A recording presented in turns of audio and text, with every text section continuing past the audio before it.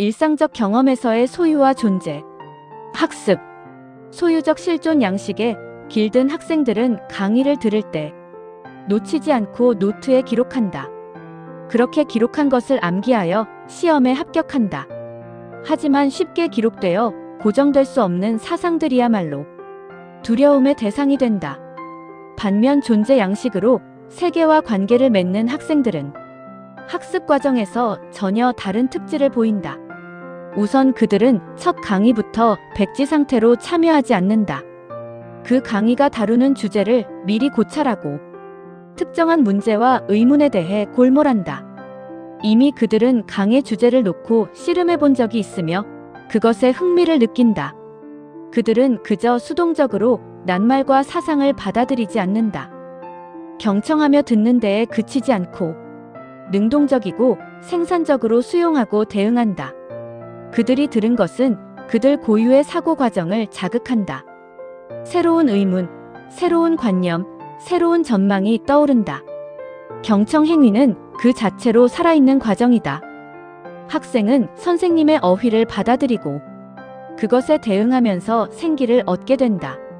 그가 습득한 것은 단순히 집으로 들고 가 암기할 수 있는 지식에 그치지 않는다. 모든 학생은 자기 나름대로 충격을 받고 변화한다. 강의를 들은 후 그는 이전과는 다른 사람이 된다. 기억. 우리는 소유 양식으로 기억할 수도 있고 존재 양식으로 기억할 수도 있다. 존재적 실존 양식에서의 기억 행위란 일찍이 보았거나 들었던 것을 다시 소생시키는 것을 의미한다. 그 얼굴이나 풍경을 뚜렷이 기억하기 위해서는 그것들을 충분한 집중력으로 눈여겨보았던 과거의 경험이 전제되어야 한다. 이런 종류의 기억 작용이 완전히 이루어질 경우 기억 속에 떠오른 얼굴의 주인공은 생생하게 현존하며 풍경 또한 실제로 눈앞에 펼쳐진 듯 살아난다. 반면 소유 양식으로 누군가의 얼굴이나 풍경을 기억하는 방식은 사진을 들여다보는 것에서 전형적으로 드러난다.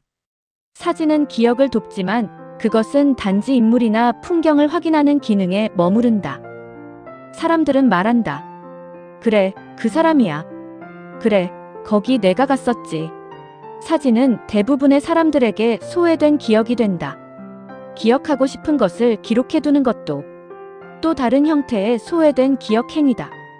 기억하고 싶은 것을 종이에 옮겨 적는 순간 나는 그것을 소유하게 되고 머릿속에 새기려 애쓰지 않는다. 기록을 잃어버리지 않는 한 나는 그 지식을 소유하고 있다고 믿는다. 대화. 소유와 존재의 실존 양식의 차이는 대화에서 가장 분명하게 드러난다. X라는 견해를 가진 어와 Y라는 견해를 가진 B. 두 사람 모두 상대의 의견을 알고 있지만 자신의 의견을 고수한다. 그들에게 중요한 것은 자기 입장을 옹호할 더 적절한 논거를 찾아내는 것이다. 누구도 자신의 견해를 바꿀 생각이 없고 상대가 바뀌리라 기대하지도 않는다. 왜냐하면 견해는 곧 소유물이기 때문이다.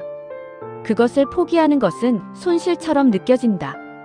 반면 토론을 염두에 두지 않은 진정한 대화는 다르다. 사람들은 중요한 만남을 앞두고 미리 계획한다. 무슨 말로 시작할까? 어떤 주제가 관심을 끌까? 어떤 사람은 자신의 대화 초안을 머릿속에 써놓는다. 또 어떤 사람은 자신의 성공 경험, 성품, 지위, 연고, 외모를 떠올리며 자신감을 얻는다. 그들은 자신의 가치를 계산하고 그 상품을 내놓는다. 하지만 이런 방식은 허세와 인간의 판단 착오에 기대는 경우가 많다. 반대로 준비하거나 무장하지 않고 자발적이고 생산적으로 반응하는 사람은 다르다. 그는 자신을 잊는다. 지식과 지위에 집착하지 않는다. 자아가 걸림돌이 되지 않는다. 그렇기 때문에 상대와 생각 앞에서 자신의 입장을 오히려 더 충분히 세울 수 있다. 그는 아무 것에도 집착하지 않기 때문에 새로운 생각이 태어난다. 소유적 인간은 가진 것에 의존한다. 존재적 인간은 살아있다는 사실과 기탄 없이 응답할 용기만 있다면 새로운 무엇이 탄생하리라는 것을 신뢰한다. 그는 대화를 장터가 아니라 춤으로 만든다. 그곳에서는 누가 옳은가가 중요하지 않다. 헤어질 때에도 승리감이나 패배감이 아니라 흐뭇함이 남는다. 권위. 합리적 권위는 인간의 성장을 촉진하며 권능을 바탕으로 한다. 비합리적 권위는 권력을 바탕으로 유지되며 사람을 착취한다.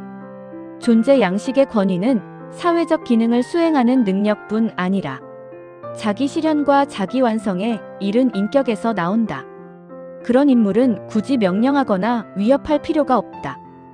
그 자체로 권위가 드러난다. 위대한 스승들은 이러한 권위를 지닌 사람들이었다. 학벌과는 무관하게 우리 주변에도 그와 가까운 인물들이 존재한다. 교육의 핵심 문제도 여기에 있다. 부모가 더 중심을 잡는다면 권위주의와 자유방임의 논쟁은 사라질 것이다. 아이들은 존재 양식의 권위를 기꺼이 따른다. 반대로 강요하면서 모범을 보이지 않는 어른에게는 반발한다. 지식. 존재 양식의 지식은 표면을 넘어서 현실의 뿌리에 도달하려는 시도다. 우리가 당연하다고 믿는 것들 상당수는 사회의 암시에 의해 만들어진 착각일 수 있다. 따라서 앓은 미망을 깨뜨리는 것에서 시작된다. 착각에서 벗어나 현실을 적나라하게 바라보는 것. 진실을 소유하는 것이 아니라 비판적이고 능동적으로 진실에 접근하는 것이다. 존재 양식의 지식은 더 깊이 아는 것을 목표로 한다. 소유 양식의 지식은 더 많이 아는 것을 목표로 한다. 오늘날 교육은 학생들에게 소유물로서의 지식을 제공한다. 그 지식은 훗날 사회적 특권과 재산으로 교환될 수 있는 정보가 된다. 신앙. 소유 양식의 신앙은 하나의 집단에 속하기 위한 입회권이 된다. 사람들은 스스로 생각하고 결정하는 부담에서 벗어나고자 한다. 신은 인간이 만들어낸 우상이 되고 인간은 거기에 자신의 힘을 투영한다. 결국 스스로를 약화시킨다. 존재 양식의 신앙은 소유가 아니라 마음의 상태다. 신앙을 가진다기보다 신앙 안에 있다고 말하는 편이 더 가깝다. 신은 이름으로 고정될 수 없고 복제될 수도 없다.